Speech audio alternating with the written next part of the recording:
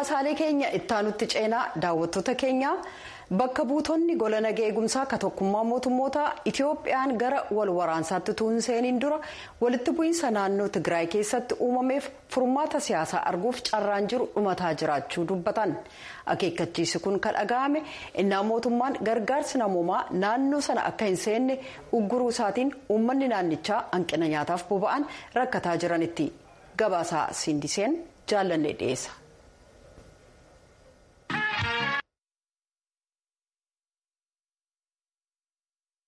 Magaala bulchiisa naannoo Tigraay kataate Maqalee keessatti jiraattonni akka jedhanitti buufanni boba'aa irraa argatan hundumtuu cufaa waan nyaatamus dhumaa fi gatiin ittiin nyaata bitatan namoota harka caalaaf kan danda'amu hin taane. Loltoonni adda bilisummaa uummata Tigraay yookaan TPLF magaalaalee lama to'atanii gara Finfinneetti qajeelaa yeroo jiran kanatti muummichi ministeeraa Abiy Ahmed labsii yeroo hatattamaa labsanii jiru. Dubbi himaan ministirii dantaalaa Yuunaayitid Isteetsi Ned Piraayis waa'ee hojjetoonni tokkummaa mootummootaa hedduun mootummaa Itiyoophiyaan hidhamuu gabaasaa dhaga'amu ilaalchisee gaafatamanii akkas jedhan. If confirmed, we would similarly condemn arrests of UN staff members based on ethnicity. We understand from reports, as you alluded to, that those arrested are Tigrayan. Ethiopian government security force harassment and detention. Kun dhugaa taanaan hojjetoota tokkummaa mootummootaa gosaan adda baasanii hidhuu ni balaaleffanna. Gabaasa ba'eerraa akka hubannee fi akkuma atiyyuu jette kanneen hidhaman kun dhalattoota Tigraay. Humnootiin nageenyaa kan mootummaa Itiyoophiyaa gosa irratti hirkatanii doorsisaa fi hidhaa gaggeessuu gonkumaa akka fudhatama qabu miti. Gama kaaniin kan haaloo ba'uuf jecha tarkaanfii TPLF fudhatus qixxee balaaleffanna. Gamni hundinuu gocha akkasii dhaabanii mirga namoomaa fi seeraaf buluu akka kabajan gaafannaa jedhan Ned Piraayis. Jilli addaa kan Yuunaayitid Isteetsi Jeffrey Feltman ammayyuu Finfinnee keessa jiru ka jedhan Ned Piraayis gaanfaa Afrikaatti bakka bu'aan sadarkaa olaanaa ka gamtaa Afrikaa ka ta'an Oluseegun Obasanjoo yaalii gochaa jiran Yuunaayitid Isteetsi ni deeggartii jedhaniiru. Obasanjoon wiixata darbe gola nagaa eegumsaa kan tokkummaa mootummootaaf akka ibsanitti furmaata gama siyaasaa arguuf carraan jira garuu carraan jiru kun ariitiin cufama jedhan. All these leaders here in Addis Ababa and in the north agree individually that the difference between them are. Hoogganoonni Finfinnees ta'ee ka biyyattii gama kaabaa keessa jiran kopha kophaatti rakkoo gidduu isaanii kan siyaasaa ta'uu fi furmaanni gama siyaasaa ka barbaachisu ta'uu walii galu. Kun immoo carraan jiraachuusaa ibsaa jedhaniiru. Wiixata darbe ministeerri haajaa alaa Yuunaayitid Isteetsi ka ta'an Aantanii Bilinkan akka jedhanitti marii ministeera haajaa alaa Masrii waliin gaggeessan keessatti waa'een Itiyoophiyaa dhimma tokko ture jedhaniiru. The crisis in Ethiopia also puts the stability of the Horn of Africa at risk. We continue to engage with all parties to the conflict and with partners in the region. Rakkoon Itiyoophiyaa keessaa tasgabbii gaanfa Afrikaa keessaa bal'aaf saaxileera. Kanneen walitti bu'iinsa kana keessaa harka qaban mara waliin akkasumas michoota keenya kutaa sanaa waliin dhukaasa dhaabiinsi akka argamuuf marii karaa nagaa haal duree tokko malee akka gaggeeffamu jajjabeessinaa jedhan. Dilbata darbe hoogganaan amantii kaatolikii Pope Francis Itiyoophiyaa keessatti mariin karaa nagaan gaggeeffamu akka caalee mul'atuuf kadhatanii turan.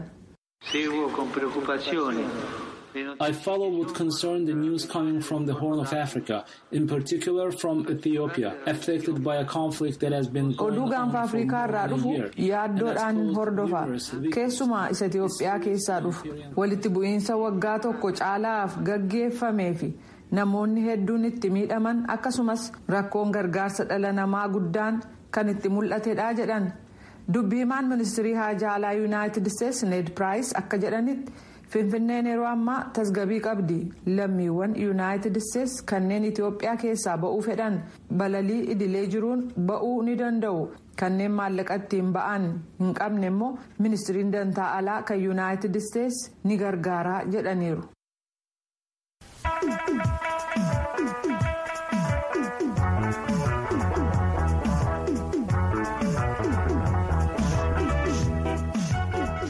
Gurmuun hidhattoota hidhattoota shanee jechuun mootummaan waamuuf waraana bilisummaa oromoo ofiin jedhu godina wallaggaa lixaa bagiif qondaalaa keessaa akkasumas godina qellam wallaggaa aanaa gidaamii keessaa jiraattota buqqisee jechuudhaan jiraattotaaf aanga'oonni mootummaa naannoo oromiyaa VOA'tti himanii jiran.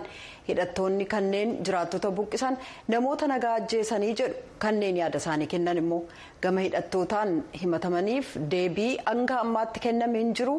Naakoor Malkaatu Amboorraa gabaase. Naannoo Oromiyaa godina Wallagga Lixaa aanaa beegii keessa akka jiraataa turan namni dubbataniif maqaan isaanii akka hin caqasamne barbaadan shanee yookaan hidhattootni waraana bilisummaa Oromoo yookaan oboo jedhanii of waaman manaaf jireenya isaanii irraa isaan buqqisu sagalee Ameerikaatti dubbatanii jiru. Haleellaa hidhattootni kunneen raawwataniin lubbuun namaas badeera jechuun dubbatanii jiru. Humna mootummaan shanee jedhee waamuu fi isaan immoo abaa'oo jedhanii waamanidha. Yookaan gaafa dhukaasa jalqabanii torbatan badduudhaan hin gaddaa dhukaasa bananiitu. Dhukaasa bananii mammaanaa beekee wajjin tootaallee amma beekinis qondaallis barbadaa'ee humna isaaniitiin to'atameeti kan jiru. Mootummaan hirmachuu hin dandeenye daa'imni harka keenyarra jirti, dubartiin ulfi jirti, inni kaan dhukkubsataa, inni kaan asmii qabaa, garaacha qabaa, namni waa meeqaan gidirafamaa jira. Nageenyi immoo lafa sanatti hin taane mootummaan hin birmanne. Isaan immoo nama hunda kana ari'aniiti kan jiranii namni immoo deebi'ee dhaquuf hin sodaatee du'aaf jireenya gidduu kan jiru jechuudha.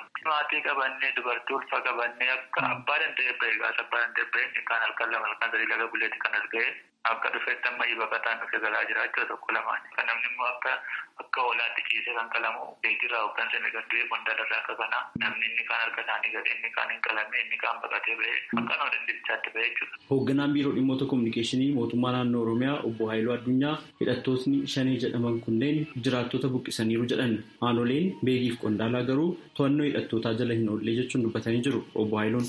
Magaala dhiisii gandi to'annoon isaan jala galchan tokko hin jiru jechuudha. Magaala dhiisii soba adiidha jechuudha. Obbo Haayiluun akka jedhanitti hidhattootni shanee jedhamanii waamaman kun godina Wallagga Lixaa aanaa beegii keessatti qofaa osoo hin taane godina Wallagga Lixaa aanaa qondaalaa akkasumas immoo godina qellam wallaggaa aanaa gidaamii keessaa jiraattota buqqisaniiru jedhan kanumaan wal qabsiisanis hidhattootni kunneen gocha kana waggaa dheeraaf raawwataa turanii jechuun ibsanii jiru. Amaloota shoror keessaan ittiin beekamu keessaa tokko uummata mootummaa wajjiniin wal waraanuu otoo hin ta'in uummata siviilii ajjeesee uummata siviilii buqqisee uummata siviilii dararee siyaasa hojjechuuf barbaada waan ta'eef humni shoror keessaa shanee kaleessas waan inni hojjetaa ture kana har'as kan inni hojjetaa ture kana waggoottan 7 darban kan qabatamaadhaan agarsiiste waan ta'eef har'as uummata dararaa uummata ajjeesaa buqqisaa sabaaf sablammii naannoo keenya keessa jiran irratti ajjeechaa sukkanneessaa raawwachaa kan ture waan ta'eef kaleessas kanumatti turte ammas kanuma gochaa jirti jecha. Itti gaafatamtuu waajjira dhimmoota kominikeeshinii mootummaa godina Wallagga Lixaa aadde Lalisee Shibbiruu gama isaaniitiin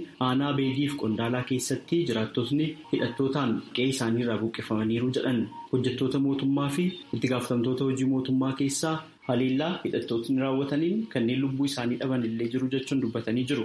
Aanaalee qofa lamaan kana qofatu hin taane sochiin isaanii mul'ata. Aanaalee muraasa keessatti naannoo sanatti taatee ta'e wal qabatee xiqqaasa guddatu lubbuun namaa aarsaa kaffaleen jira. Qondaalaa keessatti tarkaanfii muraasa fudhataniiru. Lubbuudhaan kan darbe nama meeqa? Ammaaf daataadhaan rakkoon jara hojii wal arguudhaaf yaalli ittinis waan jiruufi daataadhaan nama manaa yoo jechuudha baannes lubbuun namaa aarsaan kaffalame jira. Gama lamaanuu jechuudha. Diina irrattis qaamni nageenyaa tarkaanfii fudhateera. Qaamni nageenyaa keenyas ta'e hooggansii fi hojjetaan mootummaas miidhamni salphaan qaqqabeera jechuudha. Naannoo sanatti miidhamni lubbuu namaa aarsaa ta'eera. Naannoo kanatti uummanni sodaarraa kan ka'e jechuudha. Taatee ta'e sana rifachuudhaan buqqa'ee naannoo Qashmaalloo fi gara naannoo Jaatti baqachuun hin jira. Sana deebisanii dhaabuudhaaf mootummaan fi qaamoleen nageenyaa sadarkaadhaan jiran hojiin hojjetamaa jiru hojii guddaadha jechuudha. Gama biraan koomishinarri koomishinii hooggansa balaa sodaa naannoo Beenishaangul Gumuz obbo Taarraqany Taasisaa namoonni 2,000 ol caalan torban darbe keessa godina Wallaggaa Lixaa keessaa buqqaanii bakka baambasii jiru akka jiran dubbatanii jiru. Waan hojjetaa jirraa jedhan irratti akkas jedhu obbo Taarraqany. Naannaa beegii gidaamii qondaalaa iddoo garaagaraatti rakkinni ka'eera akkuma beekamu. Rakkina sanarraa kan ka'e namoota garaagaraatu gara magaalaa keenyaa yookiin gara kutaa kanaa dhufaa jiru. Keessumaa baambasii iddoo jedhamturra namoota baay'eetu buufatee jira. Amma ammaatti abbaa warraatiin gara nama 285 akkas hin ta'u. Isaan gara nama 2,000 oliitti kan isaanii tilmaamamanii. Warri nagaas waliin akka hojjechaa jiran akka yaada wal jijjiiranii yaada isaa qaba. Akkasumallee mootummoonni lamaan gaafatamumti mootummoota lamaanii pirezideentota jechuudha akka walitti haasa'anii beekna. Nus dhimma warra ilaallatu wajjin wal bilbilaama irraa akkasumallee dhimma Oromiyaaf Beenishaangul nageenyaaf walitti dhufeenya uummataa irratti kan hojjetanii wajjin isaanii wajjinis haasa'aa jirra. Namoonni buqqa'anii dhufan kun akkamitti gargaarsa argatanii rakkina dabalataa keessa kan galleef isaaniin gargaarre gara qe'ee isaaniitti deebisuu dandeenya isa irratti ammaaf hojjetamaa kan jiru. Beegitii buqqifamanii baambasii keessa akka jiran namoota dubbatan keessaa akka deeggarsi isaaniif taasifamu kan gaafatan. Balaa konkolaataa lamaa waan jirruuf balaarra bu'aa waan jirruuf dhimma kana mootummaan nu birmatee nageenya keenya nu eegee baasii nageenya biyyaa eeguun nageenya lubbuu biyyaa eeguun dirqama mootummaa. Kanaaf immoo mootummaan dirqama taa'ee namni kun immoo waan isaarra barbaachisu ba'uun dirqama keenya hin baana waan ta'eef gama isaatiin akka nu birmatu mootummaanii kan jedhudha malee kan waamicha addaa eenyu kan goonu hin qabnu jira rakkina hamaa fi rakkina saaxila kana jennee hin dandeenye keessa waan jirruuf.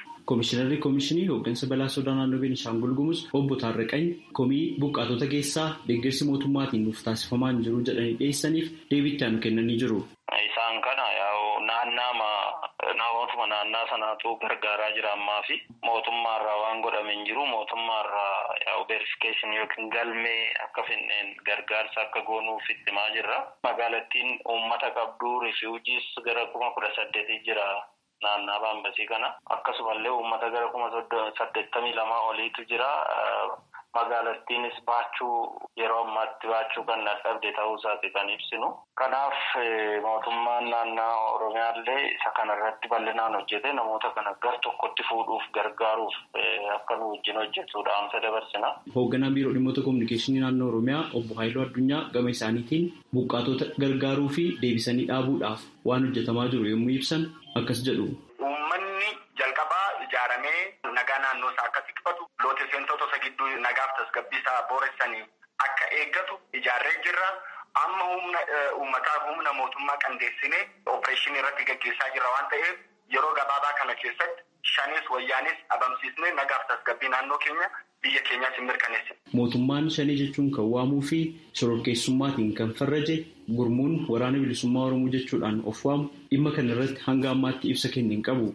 Gurmuun kun yeroo dhiyootti mootummaan shororkeessummaatiin gurmuu farraje kan biraa adda bilisummaa uummata Tigraay Abut faana waliigaltee irra ga'u ibsuun isaa ni yaadatama. Paartiin biyya bulchu kan Afrikaa kibbaa The African National Congress filannoo bulchiinsa magaalaa geggeeffameen seenaa keessatti injifatamuu guddaatu isa quunname. Lammiiwwanii fi xiinxaltoonni akka jedhanitti ba'ii waadaa waggootaaf seename hin guutamin hafeef tajaajila dadhabaati jedha gabaasii Liindaa Gifraash Johannesburg irraa ergame kuno. Johannes Turner mootummaa Afrikaa kibbaa biraa waggoota 25f mana jireenyaa haarawaa eeggataa turan. Yeroo sana keessatti haadha warraaf ijoollee isaanii lama mana haaraatti dabarsuuf waadaa seename guutamuu hin dandeenye jedhu. Bakka sanaa paartiin biyya bulchu ANC'n manneen jireenyaa gamtaan keessa jiraatan tajaajilaawwan biroo waliin akka danqamu taasisee jedhu. Kanaaf jecha ka biyyattii sirna appaartaayidii jalaa walaboomse filannoo bulchiinsa magaalaa ka torban darbeef ANC'n sagalee irra jireessa argachuu kan dhabeef jedhu Turner. That's how we live here in this place in Kliptown. No, we suffer through the empty promises. Bakka Kliptown jedhamu keessaa akkaataa nuti itti jiraannu kana. Waadaa duwwaa utuun guutamin hafeen rakkataa jirra. Waa'ee malaammaltummaaf kan kana fakkaatu dubbachuu dandeenya. Rakkootu jira. Hin ta'u paartii malaammaltummaan guutameef sagalee kennuu hin dandeessu jedhan. Kun ergaa ajaa'ibaa lammiiwwan Afrikaa kibbaa torban darbe ANC'f ergani. Paartichi erga bara 1994 aangootti dhufee as sagalee uummataa 100 walakkaadhaa gad innaa argatu kun isa jalqabaati. Ba'iin filannoo kanaa kan mul'isu lakkoofsi namoota hojii dhabanii akkaan heddummachuuf qorannaan biyyoolessaa akka mul'isutti doolaarri miliyoonaan lakkaa'amu kaazinaa mootummaa keessaa saamamuu isaati. Pireezidaanti Siiriil Raamaafoozaa malaammaltummaa dhabamsiisuuf waadaa seenan garuu paartileen mormitootaa haaraan kan akka Action SA akka jedhanitti jijjiirama guddaatu barbaachisa. Hermaan Maashbaa hoogganaa paartii Action SA jedhamuuti. We've got to get rid of all ANC cadres in senior positions in government. Dabballeewwan ANC mara kanneen aangoo mootummaa keessa jiran achi keessaa baasuu qabna. Lammiiwwan Afrikaa kibbaa gurraacha adii afeerra. Namoonni ogummaa qaban mootummaa akka hoogganan haa goonu. Kanneen maallaqa uummataa mancaasan to'annaa jala ooluu isaanii mirkaneessuu qabna jedhan. Action SA magaalaa Johannesburg dabalatee bulchiisaawwan magaalaalee hedduu keessatti barcuma 17 qabaachuudhaan paartii guddicha sadaffaa ta'ee sagalee irra jireessa argatee jira. Paartileen mormituu cimoo ta'an kan akka Democratic Alliance fi Economic Freedom Fighters jedhaman illee akka abdatan ta'uu baatuyyuu guutuu biyyattii keessaa sagalee hedduu argataniiru. Madaalliin siyaasaa kallattii isa kamirrayyuu hin deemne. Paartiin kamiyyuu Johannesburgin dabalatee bulchiisaawwan magaalaa 66 keessatti mootummaa gamtaa hundeessuu kan dandeessisu sagalee irra jireessan arganne. Ronald Henwood Yuunivarsiitii Pretooriyaatti hayyuu saayinsii siyaasaati. Unfortunately, what we've seen in South Africa up to now is coalition government. Akka carraa ta'ee Afrikaa kibbaa keessatti hanga ammaa mootummoonni waloon hundeeffaman kan nuti argine hooggantoota siyaasaa namoota dhuunfaa yookaan fedhii hayyootaa irratti kan xiyyeeffatanidha. Mootummaa gamtaan uumame kan safuu imaammata irratti fuulleeffateef uummataaf tajaajilu hin argine jedhan. Gamtaa uumuun mootummaa naannoof gara fuula duraatti kan mudatu rakkoo tokkicha miti. Yeroo tokko hundeeffamee jennaan siyaasa keessatti amantaa uummataa attamiin akka horatan baruu qabu. 160 kan ta'an namoonni sagalee kennan filannoo dhiyeenyaaf kan galmeeffaman yoo ta'u kanneen keessaa 145 qofaatu sagalee kennan. Heenuud akka jedhanitti kun kan mul'isu namoonni ba'anii sagalee kennuu dhabuun abdii kutachuu isaaniiti. It is probably time that in South Africa the basic question. Tarii Afrikaa kibbaa keessatti yeroo itti gaaffileen bu'uuraa yookaan gaaffileen ammas gaafataman kanneen kunis hawaasa akkamii keessa jiraachuu barbaadda ka jedhu yoo siyaasa keessatti hirmaatta ta'e mootummaa akkamii ta'uu barbaadda murtii murteessuuf filannoo kee beeksisuuf sanammoo galmaan ga'uuf wareegamanii baastaa gaaffilee jedhantu ka'uu malu jedhan. ANC'n komii uummataa sirriitti dhaggeeffate hojii fooyya'aa hojjechuuf murannoo qabaachuu beeksise. Gama biraan paartileen mormituu deeggarsatti dabalaa ni arganna jedhanii abdatu. Filannoo guutuu biyyaa utuu hin geggeeffamin dura ofii isaanii ga'oo ta'uu isaanii mirkaneessuuf waggaa 3 qabu.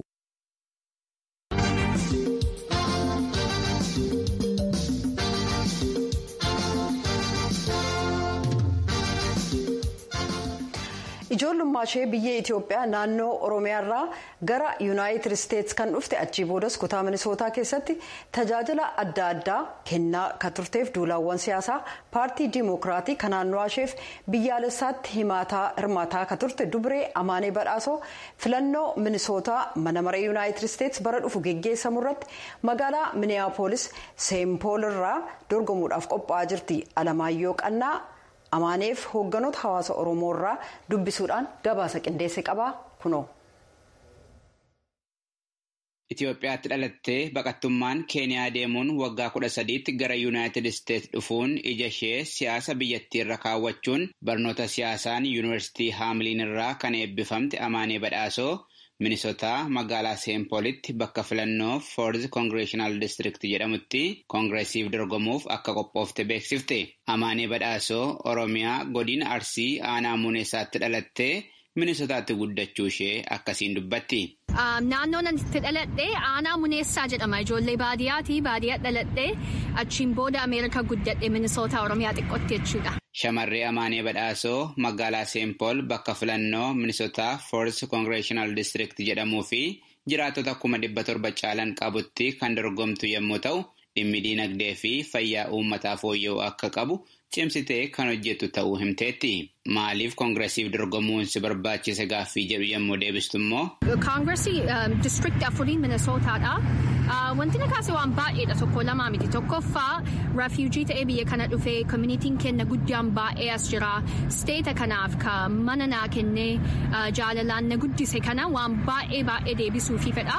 Suni across the state organizing godhee beekaa uummata kakaasu akka waan nuti jaalannu waa'ee dinagdee waa'ee health care namnummaan jiru nagaa akka jiraatuuf waan dalagaa tureef waggaa 10 olitti Communitiin kun representationii nama waa'ee uummata keenya baay'ee miidhaaru uummata keenya districtii 4 jiruuf state kanaaf biyya kana keessa jiru waan adda addaatti ni miidhaara waa'ee health care namni baay'ee health care qabu namni baay'ee nama baay'ee rakkachaa jira maaliif COVID-19 uummata keenya baay'ee miidheera so sanuma hundaa ilaaleetiin sa'aatii kanatti yeroo kanatti uummanni keenya representationii nama uummata jaalatu nama uummataaf dalaguu fedhu nama rakkoolee sanneeniin akkamitti deebii akka argatu irratti dalagu waan barbaachisuuf. Duulana filadhaa yeroo ammaa geggeessaa jirtuun dhimmoota dhiibbaa jijjiirama qilleensaa walqixxummaa sanyii fi haqummaa diinagdee irratti xiyyeeffachuun akka hojjettu kan beeksifte Amaaneen bakka itti dorgomaa jirtu deeggarsa qaamolee hawaasaa garaagaraa irraa argachaa jirti.